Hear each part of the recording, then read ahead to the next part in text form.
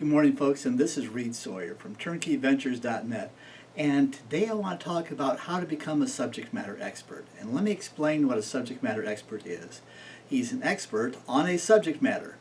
Now, it's also called a SME. No, not the SME that you saw in Captain Hook from Peter Pan, but we're talking about a subject matter expert.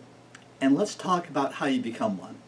First of all, when you start out in any new endeavor, you're going to have unconscious incompetence, which means that you don't know what you're doing and you don't know what you don't know.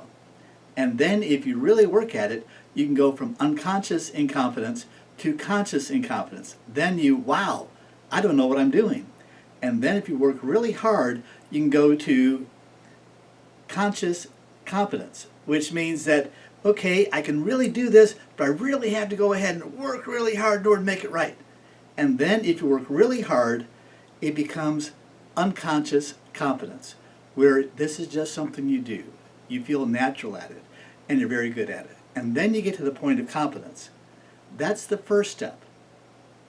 Now you want to expand your learning, and you want to start reading other articles. You want to talk to other experts.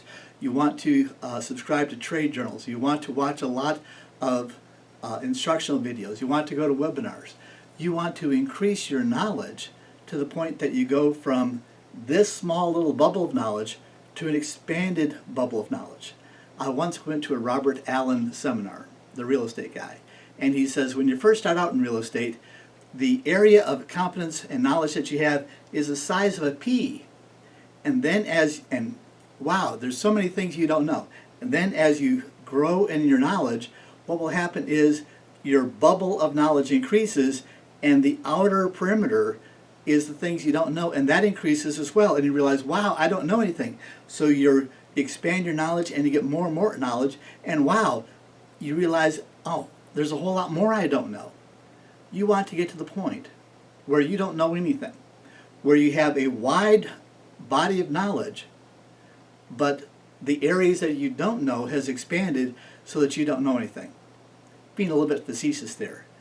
But when you become a subject matter expert, by the way, a subject matter expert is a person that tells other people what to do.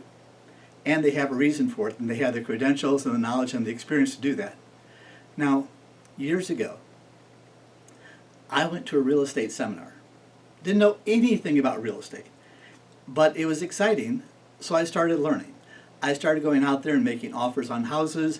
I would go down to the courthouse, and I would get contracts. Back then they had contracts that were recorded. And I would read these contracts and it's sort of like, oh.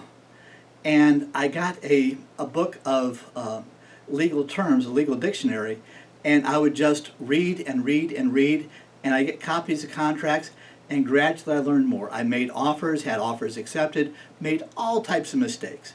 I became a licensed real estate agent. I became a licensed business brokerage agent. I became a mortgage broker. And I started working for a title insurance company. I helped my wife at the time start a title insurance company. I started doing title searches. I worked on foreclosures. I worked for a bank as a foreclosure REO sales manager. And with each step of the way, I felt, wow, I don't know anything.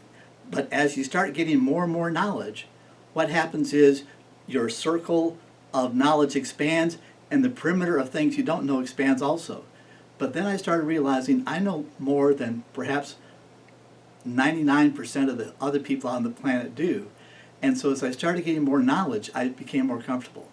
When you become a subject matter expert, your job is not to impress other subject matter experts. Your job is to impress people who don't know anything. So what you want to do is you want to avoid acronyms. ATP, STP, DTP. Don't use any acronyms.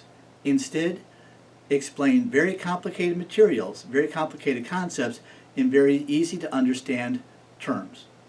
Use analogies, use stories, use anecdotes, and make very complicated ideas easy for your clients to understand.